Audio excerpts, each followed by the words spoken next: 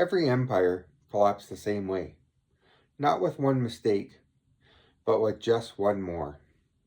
One more tariff, one more demand, one more assumption that the other side has nowhere else to go. In 2025, the United States asked Canada for just one more. And that's when everything changed. For 50 years, Canada lived under a quiet rule that we needed the US more than the US needed us. So every time Washington pushed, Canada absorbed it. Just one more compromise, just one more concession until 2025. The break. A 25% tariff on Canadian goods. Then new border rules. From Washington's perspective, this wasn't radical. It was just one more pressure point. But to Canadians, it crossed something deeper than economics. Respect. Travel to the US collapsed. America lost $4 billion a year in tourism. No protest, no speeches. Just one more trip that never happened. The energy boomerang. Then came oil. A 10% tariff on Canadian crude. Again, the logic was simple. Just one more lever. Instead, gas prices rose.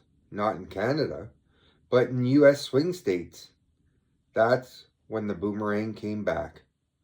Push a system this integrated just one step too far, and it pushes back. Calm leverage. Canada could have reacted emotionally. It didn't.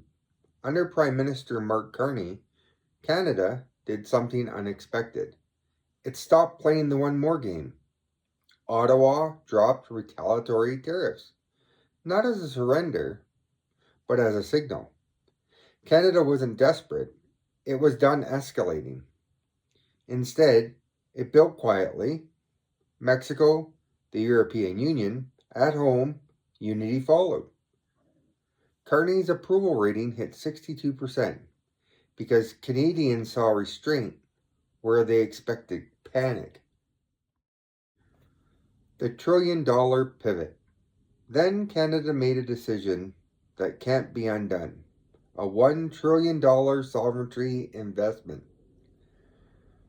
Not just one more stimulus, a structural reset. East-west trading corridors, advanced manufacturing, critical mineral processing, housing, and municipal stability. And a new rule, source Canadian or source allied. Canada stopped asking for permission to exist economically. Manitoba and the Arctic Gateway. Then came the insurance policy. Manitoba. The Port of Churchill, an Arctic deep-water gateway. For the first time, Canada could ship goods to Europe and Asia without crossing U.S. territory. No bottlenecks, no leverage, no more, just one more concession to geography. Global diversification. Canada didn't abandon the U.S., it just stopped relying on it. EU defense supply chains, Asian trade expansion, a recalibrated China relationship. The goal was blunt. Reduce U.S. export dependence from 75% to 60%. Not a rupture, resilience. CUSMA 2026. Now comes July 2026. CUSMA is up for review. Washington expected Canada to come asking for just one more extension, just one more exception. Instead, U.S. businesses are warning, break this deal and a $1.6 trillion in trade is at risk. Agriculture, automotive, energy. This time, Canada isn't concerned. But just one more. History rarely turns on one big moment. It turns on the moment someone says, no, not one more. Canada is still America's friend, but no longer its dependent. A middle power with options. Because sometimes just one more is one too many. Welcome to the Just One More.